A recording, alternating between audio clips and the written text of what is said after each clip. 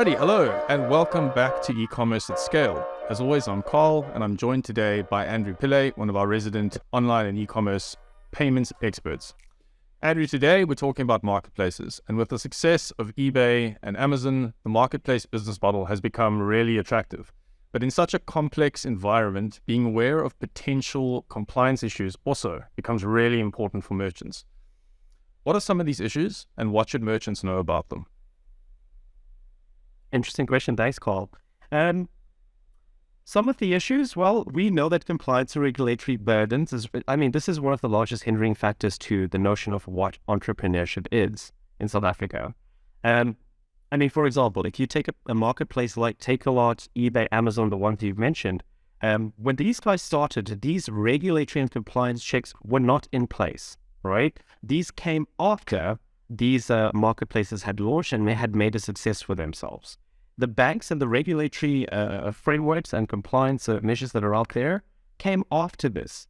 They now stop and stall all of these new entrepreneurs that are trying to break into the space. The biggest problem that we find is very often merchants that are speaking to me about wanting to become a marketplace, they think of this last. They think of this too late. And by the time they start speaking to me, they have these expectations of being able to go live in 2 to 3 week periods, where we can clearly show that it takes on average 6 to 12 months for your average marketplace to gain the necessary compliance measures and support of a sponsoring bank that is willing to take the risk in sponsoring them as a merchant. Even when you break it down into what are the biggest risks that banks have, fraud has doubled in the last 2 or 3 years. We know this, we can see the statistics. So we know that banks are more risk averse than they have ever been before. So what should you do as a merchant? Do your research. In fact, do your research twice. Make sure that your research works towards a business plan that makes logical sense, but mainly demonstrates, of course, your business model, mainly demonstrates that you take risk component as seriously as what a bank would. Because I can definitely tell you, banks are taking risk into consideration before they make that decision and wanting to support you. The second advice I would give is work with a payment gateway that understands your model, understands how to work this. At Peach Payments, we've got quite a few marketplaces that are operating with us. And I think what we've done very well is we've found alternative ways of supporting merchants breaking into that space. You might not start out as a marketplace, but through the way in which we operate, we give you a variety of options to still as close to your business model, to operate your business model as close to what was initially intended right from the start, with the hope of eventually landing you there. This is what builds credibility.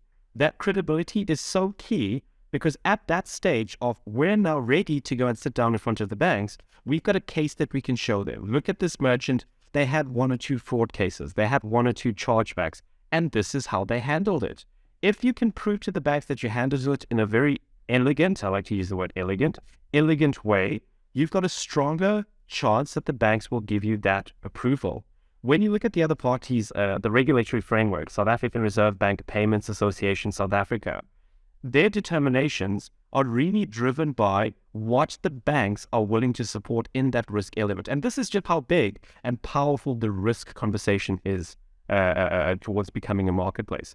So yeah, I think, as a keynote, it would be do your research, make sure you're working with a payment gateway that understands your model, and where possible, speak to us. If we can help you with an interim solution that eventually lands you there, come and chat to us.